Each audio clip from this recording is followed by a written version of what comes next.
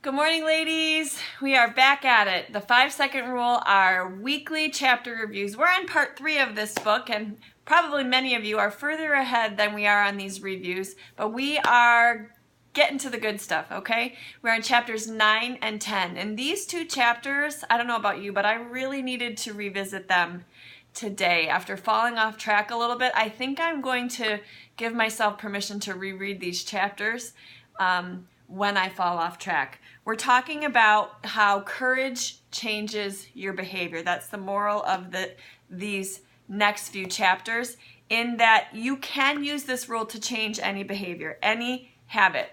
The 3 most common habits she hears from people who are using her rule are that they can use it to increase their health. Many of us in this group are working on that.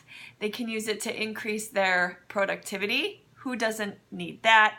And they can use it to decrease procrastination. So we're going to dive right in to how we can use the rule for those 3 areas. In chapter 9, she focuses on using the rule to improve your health. And we heard some pretty inspirational stories in this chapter. I love her quotes. She begins by saying, "Courage is the commitment to begin without any guarantee of success."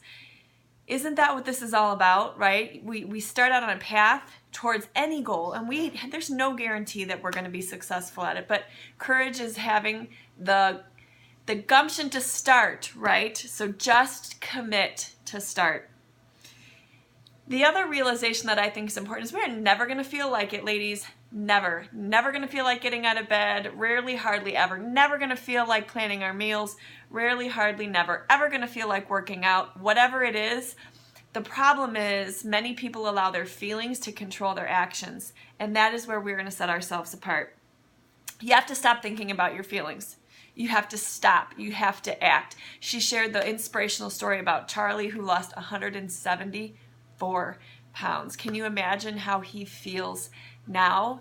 And I think the reason she shared him is because maybe for many of you, the gap from where you currently are to where you want to be seems huge, and you can't put your head around taking the steps every day or the length of time it's going to take to get there. And that's where I think you can break it down into the simple steps, right? The slight edge and the compound effect, to use the rule and just do it.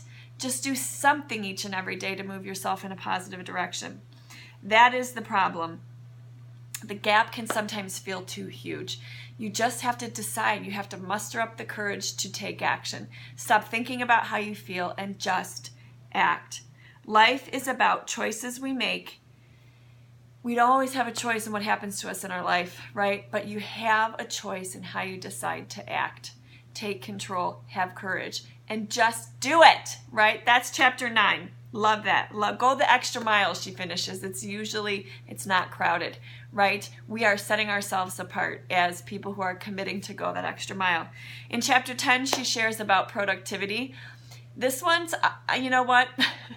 For real, you guys, we know these phones and technology are fabulous, right? They allow us instant gratification. They allow us to stay in touch. They allow us to waste time. Time suckers. If you are going for your phone first thing in the morning to check Facebook notifications and email and text and Facebook Messenger, I do it all the time. It is sucking the life out of you.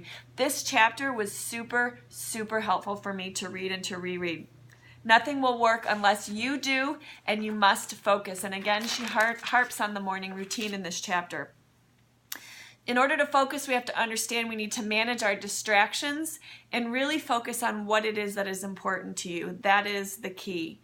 We are addicted to the phone, email, text. I talked about that already. You have to, for one, just decide they're not good for you and then make them go away.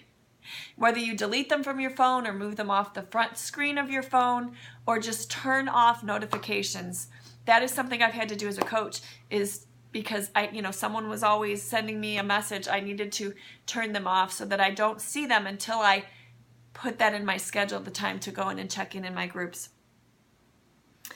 Social media is a huge time sucker, and so is clutter. So if you find yourself distracted by those things in your life, you have to make a decision to remove them. And only that way can you focus. There's a lot of research on that, you guys, that for sure. I know I feel that way when my house gets cluttered and overwhelmed. I feel bad. I don't feel as productive. Own your morning. Again, we're recommitting. I got 5 days in last week before I fell off. We have to recommit to our morning routine, and just, you know what, we're going to fall off. That's what I'm saying. Reread this chapter when you need to. There were some really good pieces of information in this chapter. In the morning, you have to set your intention for the day. The first 2 to 3 hours of your morning are your most productive time for your brain is at its clearest. I can tell you, I feel that way right now. My favorite time is like 7:30 to 10:30. When I'm at home working, that is when I feel the most inspired and motivated and high energy. The mornings are your best time for your most productive work.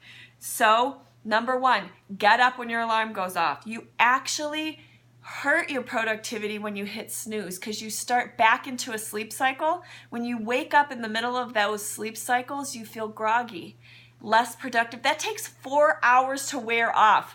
What? That's crazy. Get up. I'm recommitted, you guys. That is for real. I was like, that is crazy. Get up when the alarm goes off. Have the alarm across the room. Brush your teeth, and as you're doing so, consider the 3 things that you must do that day to move you forward, your goals, the most important things that if nothing else happens, those are the things that happen. Get dressed, make your bed, because smart people make their bed and start their day with 1 task completed. Make your coffee. Get a big glass of lemon water, and then write down those 3 things that you need to do to move yourself forward for the day. She also describes a habit that she does, which is take 30 before 7:30. That sounds like a really good idea, to actually sort of block your day out into the time when you are going to focus on those 3 things. Put them in your calendar. Put them in your calendar so that you will not miss them. They will not get taken up. Set your day up to focus on the right stuff. And then I think this would be important for people like maybe an entrepreneur who's working from home, is she sets up her quitting time so that she knows when it's time to be fully present with her family. And that will probably lead very well into the next book that we want to read, which is Present Over Perfect, okay? So your work will expand to whatever you give it. I do find that as an entrepreneur, you have to have a quitting time. So to finish, ladies, start before you're ready. Don't prepare, begin. It doesn't have to be perfect. You just have to decide. You have to have courage, and you have to act.